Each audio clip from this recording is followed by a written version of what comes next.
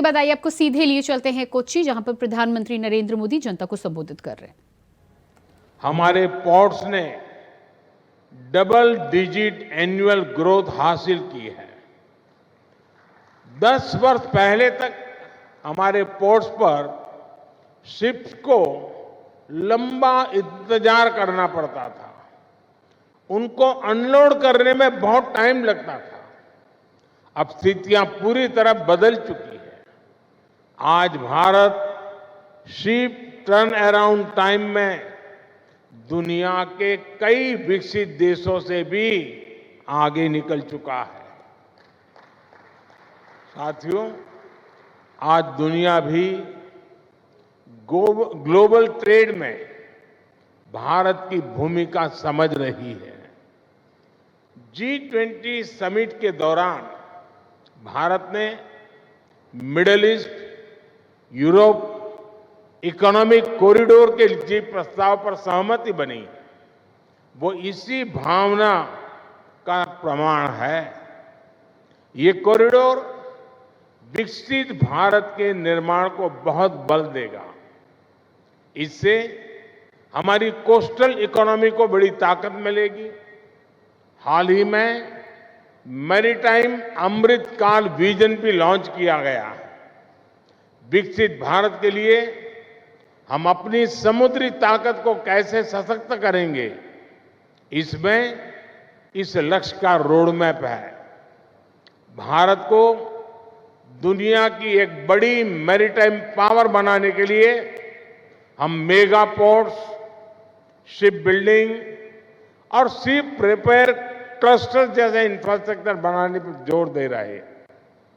साथियों, केरला में आज जिन 3 प्रोजेक्ट्स का लोकार्पण हुआ है, उनसे मैरीटाइम सेक्टर में इस क्षेत्र की हिस्सेदारी और बढ़ेगी। नया ड्राई डॉक भारत का नेशनल प्राइड है। इसके बनने से यहां बड़े जहाज, बड़े वेसल तो आ ही सकते हैं, साथ ही यहां शिप बिल्डिंग और शिप रिपेयर का काम भी संभव होगा। इससे भारत की विदेशों पर निर्भरता कम होगी और जो पैसा हम विदेश भेजते थे, वो देश में ही लगेगा। इसके साथ यहां ship building, ship repair sector में नई स्किल्स पैदा होगी। साथियों, आज इंटरनेशनल शिप रिपेयर फैसिलिटी का भी लोकार्पण हुआ है। इस प्रोजेक्ट से कोच्चि भारत का और भारत एशिया का एक बड़ा शिप रिपेयर सेंटर बनने वाला है। हमने देखा है कि INS विक्रांत के निर्माण के दौरान किस प्रकार अनेक MSMEs को सपोर्ट मिला था। अब जब शिप बिल्डिंग और रिपेयर की इतनी बड़ी फैसिलिटी यहां बनी है, तो इससे MSMEs का एक नया इकोसिस्टम बनेगा। जो नया LPG इंपोर्ट टर्मिनल बना है, इससे कोच्चि, कोयम्बटूर, ईरोड, सेलम, कालीकट, मदुरई और त्रिची में LPG की जरूरतें पूरी होगी। इससे इन इलाकों में इंडस्ट्री और दूसरी इकोनॉमिक डेवलपमेंट को भी मदद मिलेगी और नए रोजगार भी बनेंगे। साथियों, कोच्चि शिपयार्ड आज आधुनिक और ग्रीन टेक्नोलॉजी से lace made in India vessels बनाने में भी अग्रणी है। कोच्चि वाटर मेट्रो के लिए जो इलेक्ट्रिक वेसल्स बनाए गए हैं, वो प्रशंसनीय है। अयोध्या, वाराणसी, मथुरा और गुवाहाटी के लिए भी इलेक्ट्रिक हाइब्रिड पैसेंजर फेरीज का निर्माण यहीं हो रहा है। यानी देश के शहरों में आधुनिक और ग्रीन वाटर कनेक्टिविटी में कोच्चि शिपयार्ड की भूमिका अहम है। मुझे बताया गया है कि हाल में आपने नॉर्वे के लिए भी जीरो एमिशन इलेक्ट्रिक कार्गो फेरी डिलीवरी की है। यहां हाइड्रोजन फ्यूल पर चलने वाले दुनिया के पहले फीडर कंटेनर वेसल के निर्माण पर भी काम चल रहा है। ये make in India, make for the world के हमारे विजन को सशक्त करता है।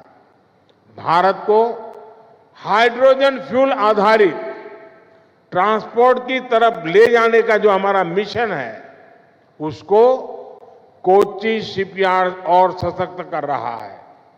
मुझे विश्वास है कि बहुत ही जल्द स्वदेशी हाइड्रोजन फ्यूल सेल फेरी भी देश को मिलेगी। साथियों, blue economy, port lead development को और उसके कारण हमारे मछुआरे भाई बहनों की एक बहुत बड़ी भूमिका मैं इसमें देखता हूं। आज पीएम मत्स्य संपदा योजना से फिशिंग के लिए भी आधुनिक इंफ्रास्ट्रक्चर बनाया जा रहा है। केंद्र सरकार डीप सी फिशिंग के लिए मछुआरों को आधुनिक नाव देने के लिए सब्सिडी दे रही है। किसानों की तरह ही मछुआरों को भी किसान क्रेडिट कार्ड की सुविधा दी गई है। ऐसे प्रयासों की वजह से बीते 10 वर्षों में मछली उत्पादन और एक्सपोर्ट दोनों में कई गुना बढ़ोतरी हुई है। आज केंद्र सरकार सी फूड प्रोसेसिंग में भारत की हिस्सेदारी को और बढ़ाने का प्रयास कर रही है। इससे भविष्य में हमारे मछुआरे साथियों की आय भी बहुत बड़ी वृद्धि होगी। उनका जीवन और आसान होगा। केरला का निरंतर तेज विकास हो, इसी कामना के साथ नए प्रोजेक्ट की मैं फिर से एक बार आप सबको बहुत बहुत बधाई देता हूं। आप सभी को शुभकामनाएं। धन्यवाद। Make in India, make. तो ये आप सुन पा रहे थे प्रधानमंत्री नरेंद्र मोदी को। कोच्चि से प्रधानमंत्री नरेंद्र मोदी लाइव जनता को संबोधित कर रहे थे और जनता के सामने कई बड़ी बातें उन्होंने कही। दुनिया बदली हुई भूमिका को समझ रही है, किस तरह से उनकी सरकार लगातार भारत को आगे ले जाने का काम कर रही है, इन तमाम बातों पर प्रधानमंत्री ने जोर दिया।